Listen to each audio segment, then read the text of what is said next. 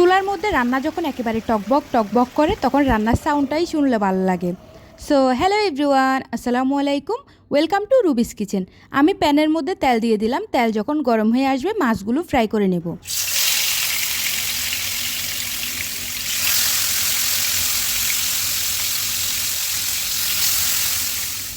রান্নার জন্য আমি আজকে নিয়েছিলাম কই মাছ। কই মাছগুলোকে আমি প্রথমে ম্যারিনেট করে রেখে দিয়েছিলাম, এরপরে হালকা করে ভেজে নিচ্ছি। যখন এক পিঠ হালকা করে ভাজা হয়ে আসবে এরপরে অপর পিঠটাও একটু ভেজে নিব। ভাজা শেষে আমি কই মাছগুলো প্যান থেকে উঠিয়ে নিব।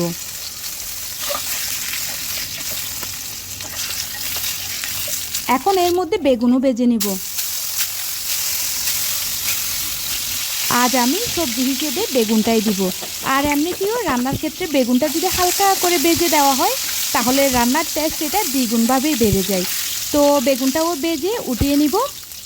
একেবারে আমি হালকা পরিমাণের করে ভেজে নিলাম। এখন সেম প্যানটার মধ্যে আরও অল্প পরিমাণের তেল দিয়ে এরপর অল্প করে আস্ত জিরার ফোড়ন দিলাম। তারপরে পেঁয়াজ, রসুন, টমেটো সবগুলোই একসাথে দিয়ে তেলের মধ্যে আমি এখন নেড়েচেড়ে একটু ভাজা ভাজা করে নেব।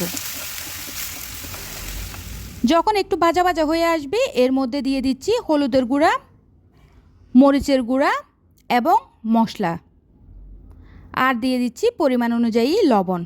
সব কিছুকে তেলের মধ্যে ভেজে নিচ্ছি। এরপর অল্প পরিমাণের পানি দিয়ে দিলাম যেন মশলাটা পুড়ে না যায়।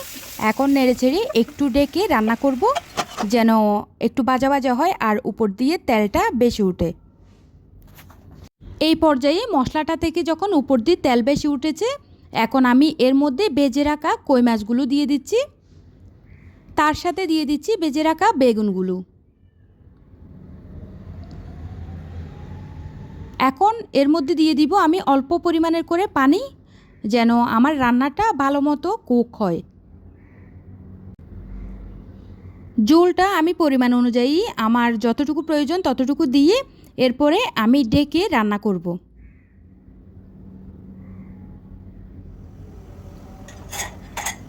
এখন রান্নাটা প্রায় হয়ে আসছে, দেখতে পারতেছেন অলরেডি কতটুকু মাখো মাখো হয়ে আসছে। আমি দিয়ে দিচ্ছি এখানে 2টা কাঁচামরিচ মাঝখান দিয়ে একটু কেটে দিয়ে দিয়েছিলাম। তারপরে দিলাম ধনেপাতা। ব্যাস, রান্না কমপ্লিট। এখন চুলার মধ্যে আমি আরও 2 মিনিট মতো রাখতেছি যেন এখানে ধনেপাতার ফ্লেভারটা ভালোভাবে মিশে যায়। যাই হোক, কই মাছের রেসিপিটা আপনাদের কতটুকু ভালো লাগছে জানি না, তবে যেটা বলবো আপনারা হয়তো সাপোর্ট না করলে আমি আজ এত দূর আসতে পারতাম না। সব কিছুর জন্যই আপনাদেরকে ধন্যবাদ জানাই। সবাই ভালো থাকবেন আর রেসিপি ভালো লাগলে লাইক, কমেন্ট, শেয়ার করবেন। আল্লাহ হাফেজ।